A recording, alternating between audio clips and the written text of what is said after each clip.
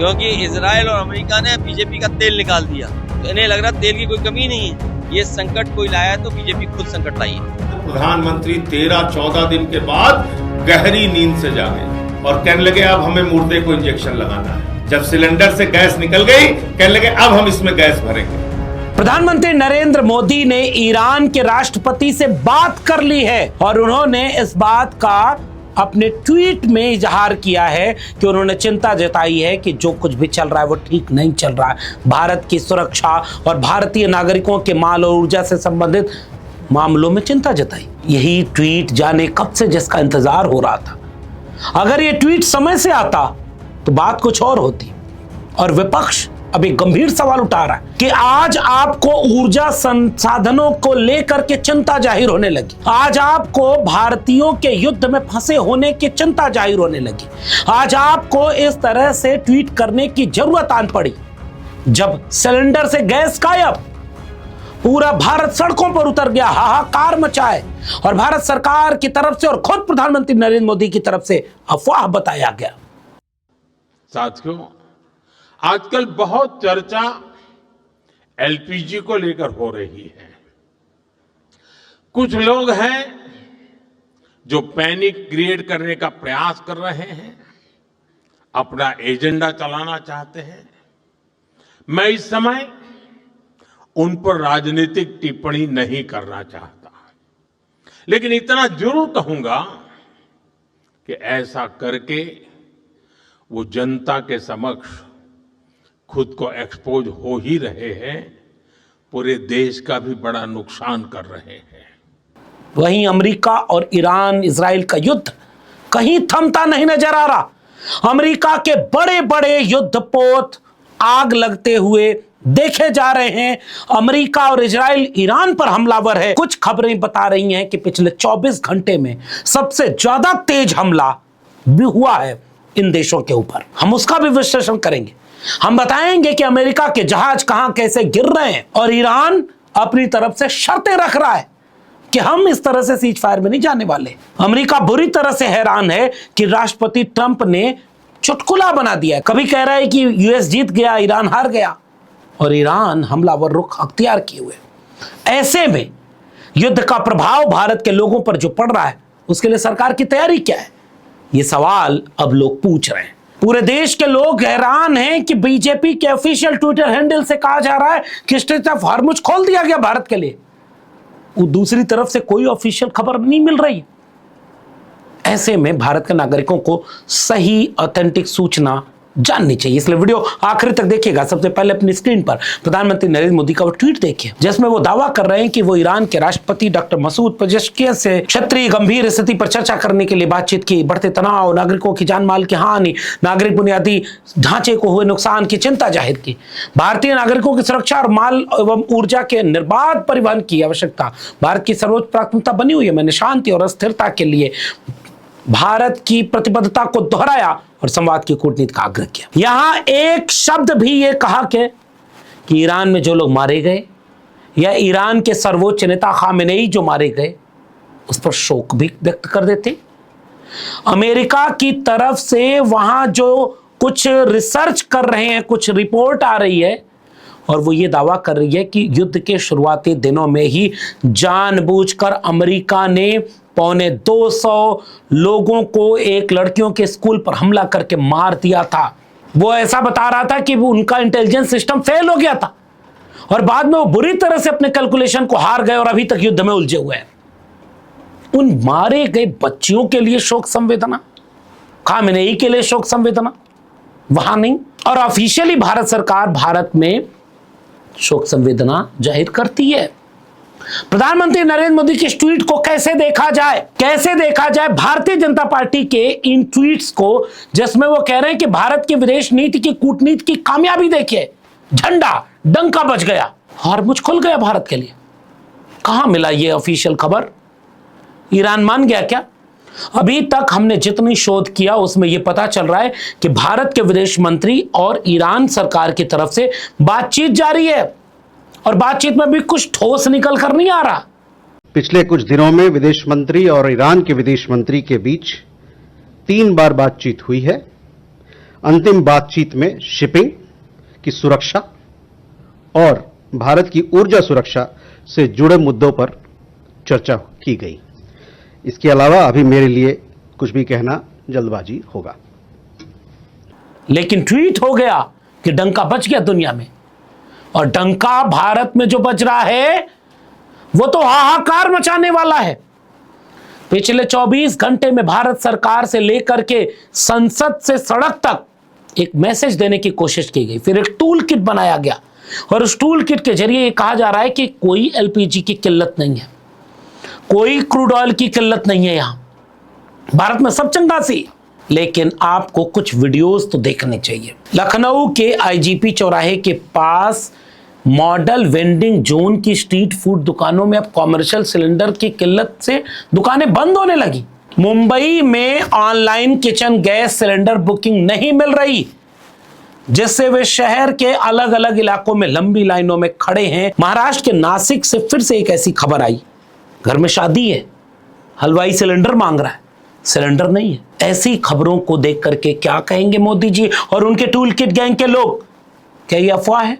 उत्तर प्रदेश की राजधानी लखनऊ में एक गैस एजेंसी का हाल देखिए, और वहां खड़े 70 साल से ज्यादा के उम्र के एक व्यक्ति की पीड़ा सुन लीजिए और बताएं भाजपा के लोग इस वीडियो को देखने के बाद, ये भाजपाई हैं, कांग्रेसी हैं, अफवाहबाज हैं, या गलत पल रहे हैं, झूठ बोल रहे हैं? सिलेंडर लेने के लिए खड़ा हूँ। कब से खड़े? 45 मिनट हो गया। अच्छा, अभी कितना टाइम लगता है? 10 दिन से ज्यादा हो गया हम इसको बुक कराए हुए गैस। अच्छा, हमारे जैसे लोग लाइन में लगे हैं, आखिर उनका क्या कसूर है बताइए? हमारे पीछे देखे उन लोग खड़ी है, मैडम देखे होंगे, 70-75 साल की होंगी, उनके हस्बैंड भी आए हैं उधर लाइन में लगे हुए। क्या ये लोग भारत के नागरिक नहीं है जो अपनी पीड़ा इस तरह जाहिर कर रहे हैं? और कुछ और पीड़ा के कुछ और सबूत अगर देखने हो पिछले 24 घंटे के, जरा इनको भी अपनी स्क्रीन पर देख लीजिए, हाहाकार किस तरह मचा हुआ है। अब एक और शख्स को मैं सुनवाना चाहता हूं जिसकी बात सुनकर के आपके भी रोंगटे खड़े हो जाएंगे। पिता की मौत हुई और बेबसी लाचारी देखिए क्या करवा रही है। लाइन देख के, भीड़ देख के मेरा दिल गवाही नहीं देता कि मैं सिलेंडर लूं या ना लूं, लेकिन मेरे घर में रोटी नहीं बन पा रही है। मेरे पिताजी एक्सपायर हो गए, मेरे घर मेरे तिये की बैठक हुई है। आज जब मेरे घर में जब इतनी प्रॉब्लम होने के बावजूद मुझे सिलेंडर नहीं मिल रहा, तिये की बैठक चल रही है, घर में फिरने वालों की बहुत भीड़ लगी हुई है, फिर भी मैं अब यहाँ रसीद काट दी है। भैया मैसेज आएगा तो ही तुम्हें सिलेंडर मिलेगा, अगर मैसेज नहीं आएगा तो भैया कुछ नहीं मिलेगा। मैं इंतजार में खड़ा हुआ हूँ। कल भी वीडियो में मैंने ये बात कही थी कि जो देश नोटबंदी के समय एटीएम की लाइन में लगा, कोई गुस्सा नहीं जाहिर किया, उसे लगा कि ये पुनर्जन्म पूर्व जन्म का पाप है उसका। और कोविड आया तो ऑक्सीजन सिलेंडर की लाइन में लगा, उसे भी लगा कि ये भी ठीक है, अब वो सिलेंडर की लाइन में लगा। कई शहरों से ऐसी खबरें आ रही हैं कि सिलेंडर 2 गुना, 3 गुना, 4 गुना, 5 गुना दाम पर मिल रहे हैं, अगर मिल भी रहे हैं तो। कई जगह से ये खबरें आ रही हैं कि सिलेंडर तो मिलना ही बंद हो गया, होटल बंद हो रहे हैं, चूल्हे काम नहीं कर रहे। और तो और एक खबर अपनी स्क्रीन पर देखिए कि इंडक्शन चूल्हा, खबर दैनिक भास्कर की बता रही है कि 1 महीने में 1 लाख बिकता था, यहां 1 दिन में 1 लाख बिक गया। सोल्ड आउट, ऑनलाइन मार्केट खत्म। भारत में इतना कुछ हो रहा है, प्रधानमंत्री बोल रहे थे कि अफवाह है, भारत सरकार आज तक नहीं मान रही। देखिए, सरकार की जिम्मेदारी होती है कि पैनिक न करे, ठीक बात है, चुप रहिए आप, कुछ ठोस उसके लिए कदम तो उठाते दिखो। आपके देश के नागरिक इतने बदहाल हो रहे हैं और आप कुछ नहीं बोल रहे। ईरान से बात करने का ट्वीट आपने अब किया, जब युद्ध कहां पहुंच गया, युद्ध इतने बुरे हालात में पहुंच गया है। अगर पिछले 24 घंटे की बात करें तो अमेरिका के 2 युद्धवाहक विमान यूएसएस अब्राहम लिंकन के डैमेज होने की खबर और वापस भेज दिया गया, और यूएसएस जेराल्ड आर फोर्ड में आग लग गई। कहां से ये भाई हो रहा है? युद्ध तो अमेरिका जीत चुका था, फिर ये क्या हो रहा है? अमेरिका कर रहा है कि तकनीकी वजह से ये सब गड़बड़ हो रही है।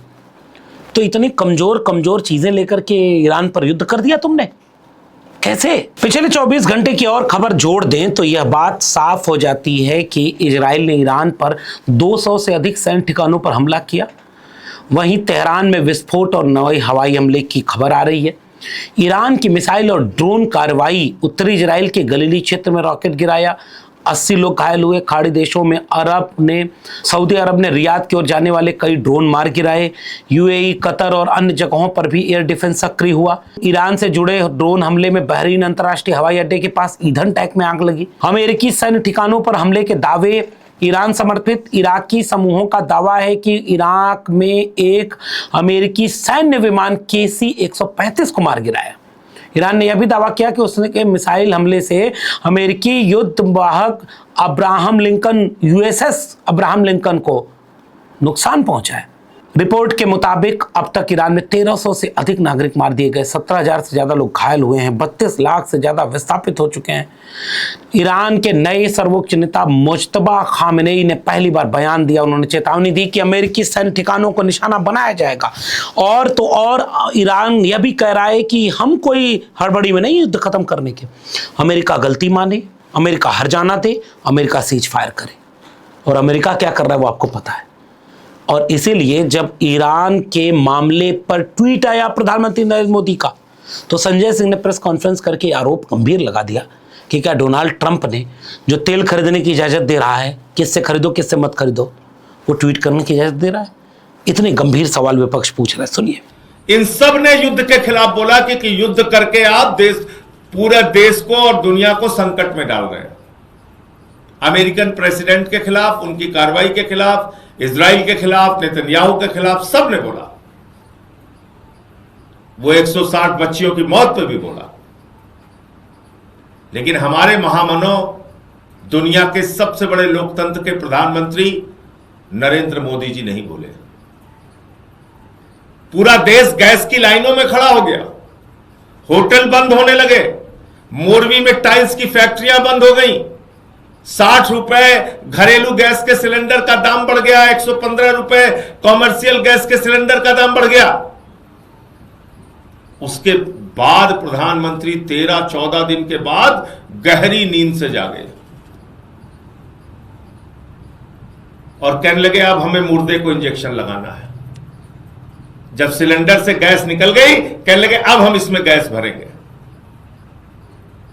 बोले कहां वाला? बोले नाली वाला गैस भरेंगे इसमें। अब जब गैस से सिलेंडर निकल गई तो कह रहे हम नाली वाला गैस भरेंगे, उसमें मुर्दे को इंजेक्शन लगाएंगे। आपकी विदेश नीति मर गई। आपके देश में ऊर्जा का संकट खड़ा हो गया।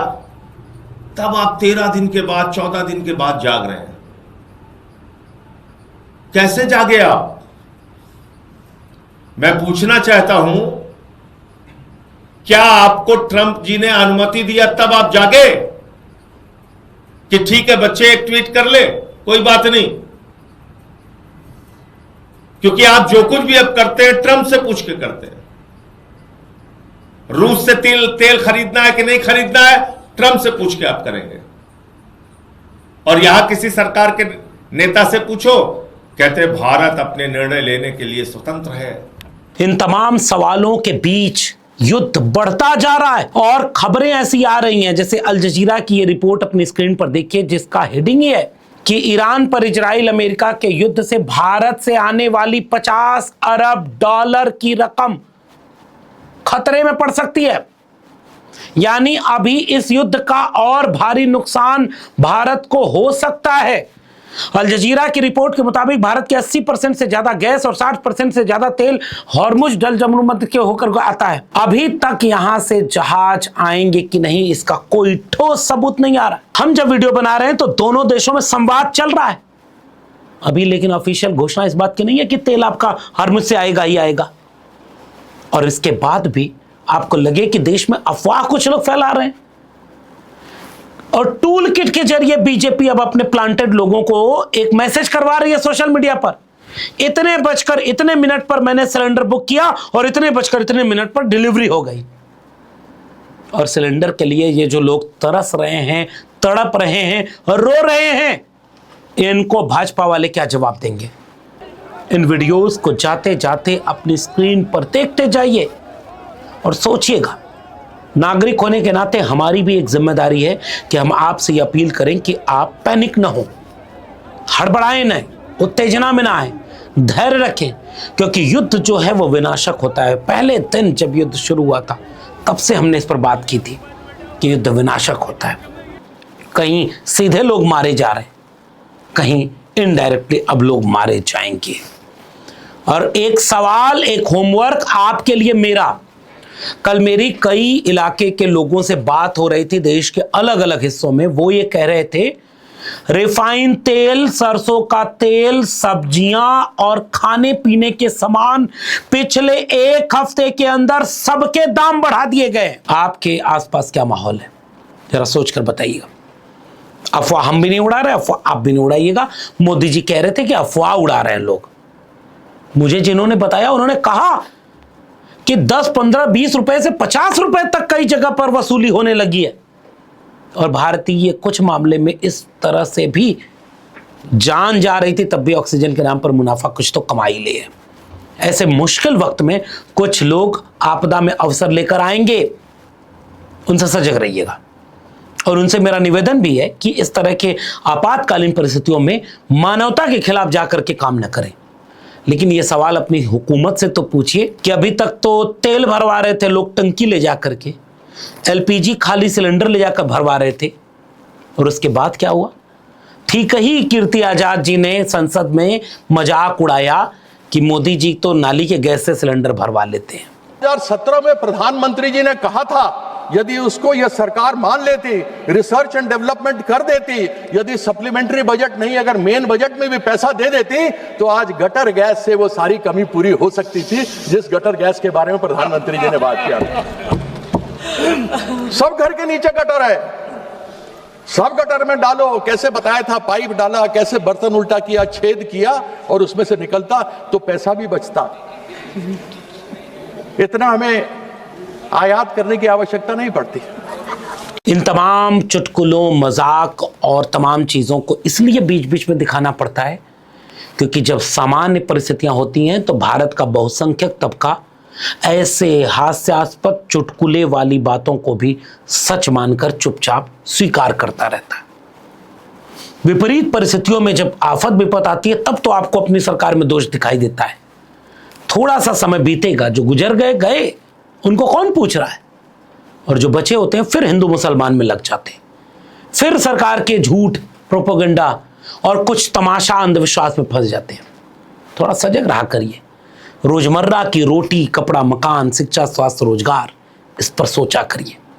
हुकूमत नहीं सोच रही, इसलिए आपके साथ ये नुकसान हो रहा है। आप सोचिएगा, सजग रहिएगा। फिलहाल इस वीडियो में इतना ही। धैर्य रखें, संयम रखें, सरकार से सवाल जरूर पूछते रहें। वीडियो पसंद आई हो उसे लोगों तक शेयर करना मत भूलिएगा। चैनल को सब्सक्राइब नहीं किया है तो जाते जाते चैनल को सब्सक्राइब कर लीजिए। बेल आइकॉन यानी घंटी बटन दबाएंगे तो अगली वीडियो की सूचना मिलेगी। ज्वाइन करेंगे तो हमें ताकत और हिम्मत मिलेगी। अगर आप इस वीडियो को ट्विटर यानी एक्स या फेसबुक पर देख रहे हैं तो डॉक्टर लक्ष्मण यादव को फॉलो करना मत भूलिएगा। फिर मिलेंगे, तब तक के लिए बहुत बहुत धन्यवाद।